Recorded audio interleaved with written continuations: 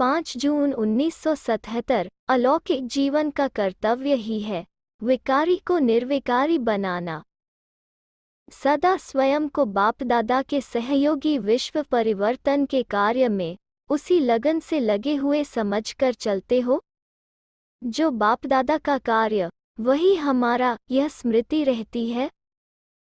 जैसे बाप सर्व शक्तियों और गुणों के सागर हैं, वैसे स्वयं को भी संपन्न अनुभव करते हो। स्वयं के कमजोर संकल्प और संस्कार को परिवर्तन करने की शक्ति में समर्थी आई है, क्योंकि जब तक स्वयं परिवर्तन करने की शक्ति में समर्थ नहीं होंगे तो विश्व को भी परिवर्तन नहीं कर सकेंगे। तो स्वयं को देखो कि अब कहाँ तक परिवर्तन हुआ है। संकल्प में, वाणी में, कर्म में कितने % में लौकिक से अलौकिक हुए हैं। परिवर्तन है ही लौकिक से अलौकिक होना। तो यह शक्ति अनुभव होती है। किसी भी लौकिक वस्तु व व्यक्ति को देखते हुए अलौकिक स्वरूप में परिवर्तन करना आता है। दृष्टि को, वृत्ति को, वाइब्रेशंस को, वायुमंडल को लौकिक से अलौकिक बनाने का अभ्यास है। जब ब्राह्मणों का जन्म ही अलौकिक है तो जैसा अलौकिक जन्म, अलौकिक बाप, अलौकिक परिवार, वैसे ही कर्म भी अलौकिक हैं। ब्राह्मण जीवन का विशेष कर्म ही है लौकिक को अलौकिक बनाना। अपने जन्म के कर्म का अटेंशन रहता है। सिर्फ यह लौकिक को अलौकिक बनाने का पुरुषार्थ ही सर्व समस्याओं से, सर्व कमजोरियों से मुक्त कर सकता है। अमृतवेले से रात तक जो भी देखते हो, सुनते हो, सोचते हो व कर्म करते हो, उसको लौकिक से अलौकिक में परिवर्तन करो। यह प्रैक्टिस है बहुत सहज, लेकिन अटेंशन रखने की आवश्यकता है।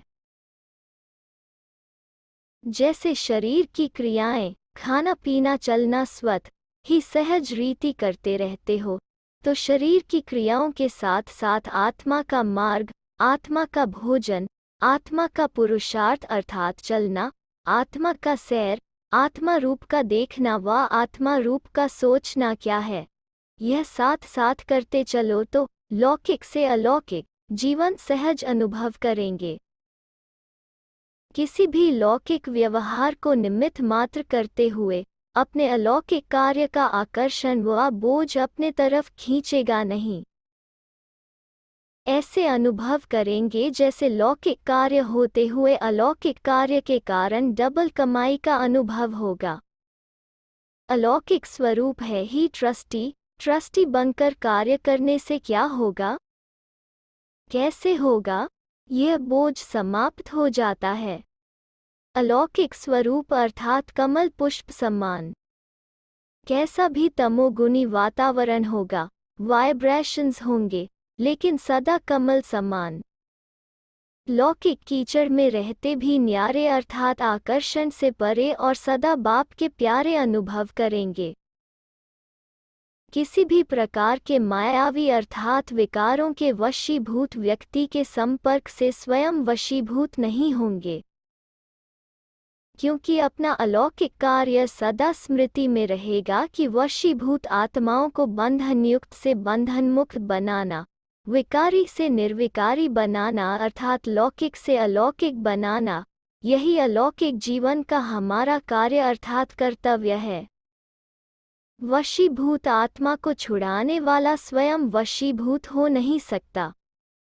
हम सब एक बाप की संतान रूहानी भाई हैं।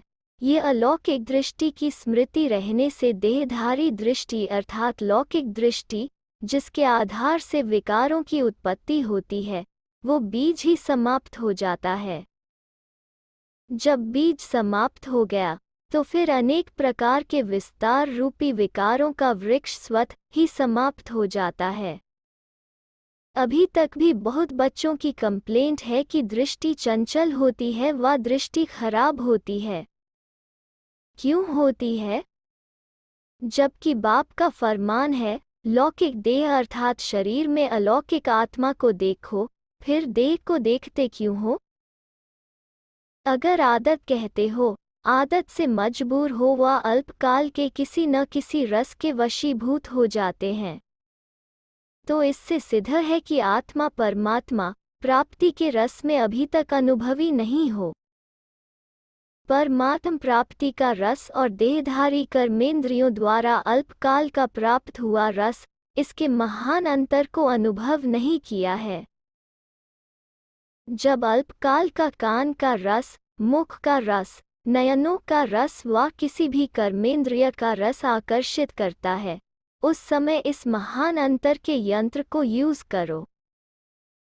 पहले भी सुनाया था, जबकि अब जान गए हो कि यह देह की आकर्षण, देह की दृष्टि, देह द्वारा प्राप्त हुए यह रस सांप समान सदाकाल के लिए खत्म करने वाला है। यह सांप का विष है, न कि आकर्षण करने वाला रस है। फिर भी अमृत रस को छोड़ विष की तरफ आकर्षित होना, इसको क्या कहा जाएगा?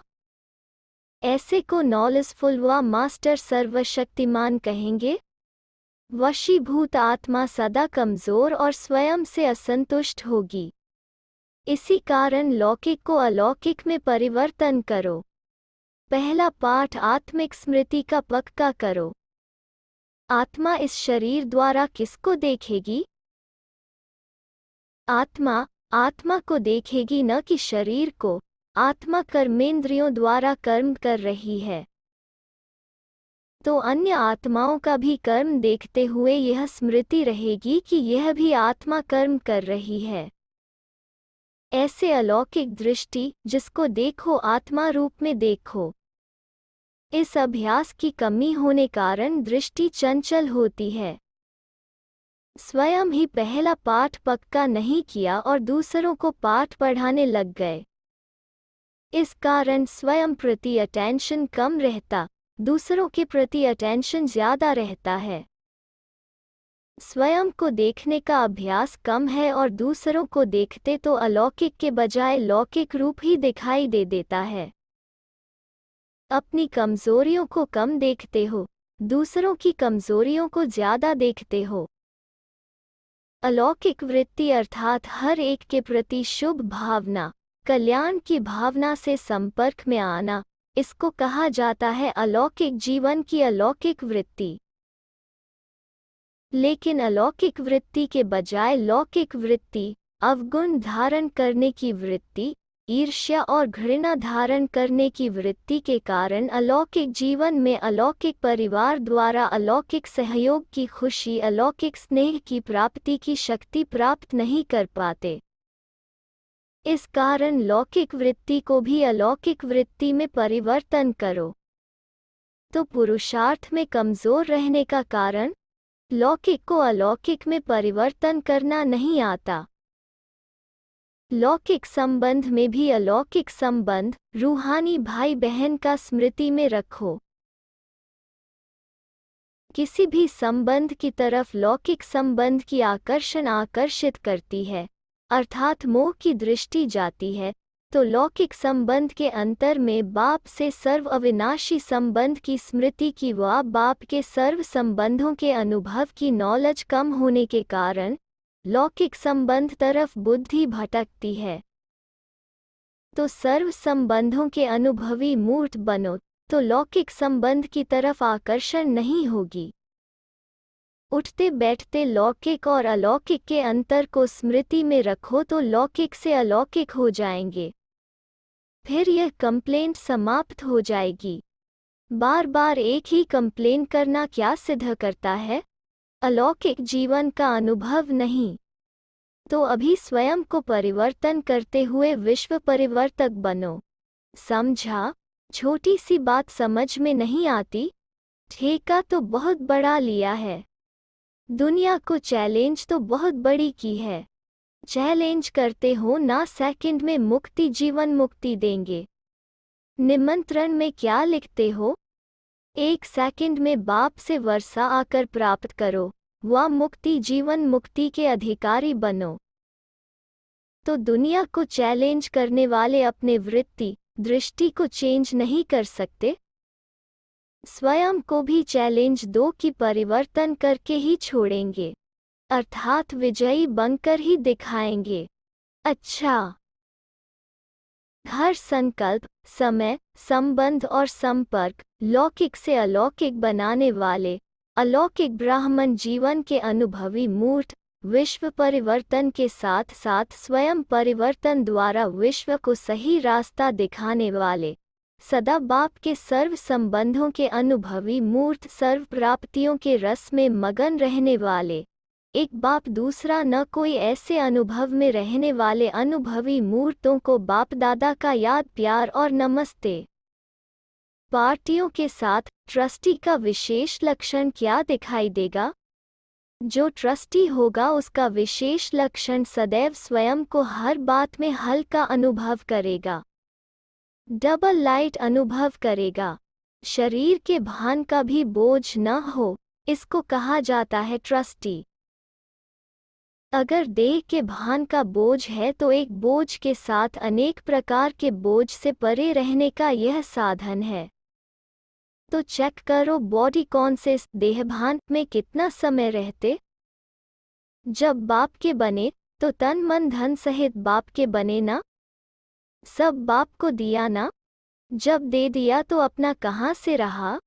जब अपना नहीं तो मान किस चीज का? अगर मान आता तो सिद्ध है, देकर के फिर लेते हो। अभी अभी दिया, अभी अभी लिया, यह खेल करते हो। ट्रस्टी अर्थात मेरापन नहीं।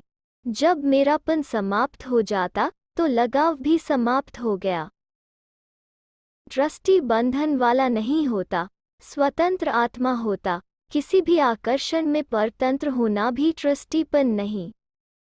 ट्रस्टी माना ही स्वतंत्र। नष्टोमोहा बनने की सहज युक्ति कौन सी है? सदैव अपने घर की स्मृति में रहो।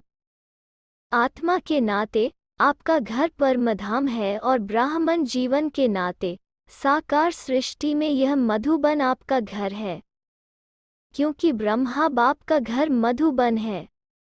यह दोनों ही घर स्मृति में रहे तो नष्टोमोहा हो जाएंगे, क्योंकि जब अपना परिवार, अपना घर कोई बना लेते तो उसमें मोह जाता। अगर उसको दफ्तर समझो तो मोह नहीं जाएगा। सदैव बुद्धि में रहे सेवा स्थान पर सेवा के निमित्त रूप आत्माएं हैं, न कि मेरा कोई लौकिक परिवार है। सब अलौकिक सेवाधारी हैं, कोई सेवा करने के निमित्त है, कोई की सेवा करनी है। लौकिक संबंध भी सेवा के अर्थ मिला है। यह मेरा लड़का या लड़की है, नहीं। सेवा के निमित्त यह संबंध मिला है। मैं पति हूँ, पिता हूँ, चाचा हूँ। यह संबंध समाप्त हो जाए तो ट्रस्टी हो जाएंगे। स्मृति विस्मृति का रूप तब लेती जब मेरापन है। अगर मेरापन खत्म हो जाए तो नष्टोमोहा हो जाएंगे। नष्टोमोहा अर्थात स्मृति स्वरूप। माताओं का सबसे बड़ा पाप ही मोह का है। अगर माताएं नष्टोमोहा हो गई तो नंबर आगे ही जाएंगी। पांडवों को नंबर 1 बनने के लिए कौन सा पुरुषार्थ करना है?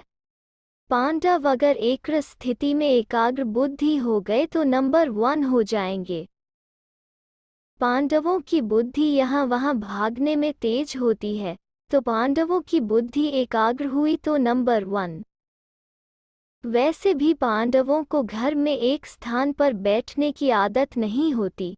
स्थिर होकर नहीं बैठेंगे, चलेंगे, उठेंगे, यह आदत होती है। बुद्धि को भी भागने की आदत पड़ जाती, उसका असर बुद्धि पर भी आ जाता है। ऐसे तो नहीं समझते चक्रवर्ती बनना है तो यही चक्र लगावें। यह व्यर्थ चक्र नहीं लागो। स्वदर्शन चक्रधारी बनो, पर दर्शन चक्रधारी नहीं। सभी अपने नई जीवन अर्थात ब्राह्मण जीवन के ऊंचे ते ऊंचे नशे में रहते हो। सबसे ऊंच जीवन है ब्राह्मण जीवन। नया जन्म है ऊंचे ते ऊंचा ब्राह्मण जन्म, जिसको अलौकिक जन्म कहा जाता है। तो यह नशा रहता है। ऊंचे ते ऊंची आत्माओं का संकल्प, कर्म सब ऊंचा, साधारण नहीं। जैसे लौकिक में भी अगर कोई साहूकार भिखारी का कार्य करे तो क्या होगा? सब हंसेंगे ना? तो ऊंचे कार्य की बजाय साधारण करें तो सब क्या कहेंगे? तो ब्राह्मण कब व्यर्थ कार्य व व्यर्थ संकल्प नहीं कर सकते। सुनने के बाद सुने हुए को स्वरूप में लाना अर्थात समाना। सुनाना तो परंपरा से चला आता, लेकिन संगमयुग की विशेषता है स्वरूप में लाकर विश्व को दिखाना। सुनाने वाले भी बहुत, लेकिन स्वरूप में लाने वाले कोटों में कोई। तो आप स्वरूप में लाने वाले हो, न कि सुनाने वाले। देखना चाहिए जो सुना वो स्वरूप में कहाँ तक लाए। स्वरूप में लाने वाले को कौन सी मूर्त कहेंगे? साक्षात और साक्षात्कार मूर्त। तो साक्षात्कार मूर्त होना, स्वयं का भी साक्षात्कार कराने वाले और स्वयं द्वारा बाप का भी साक्षात्कार कराने वाले। स्वयं का साक्षात्कार अर्थात आत्मिक स्वरूप का साक्षात्कार कराने वाले। ऐसे साक्षात्कार मूर्त को ही स्वरूप मूर्त कहा जाता।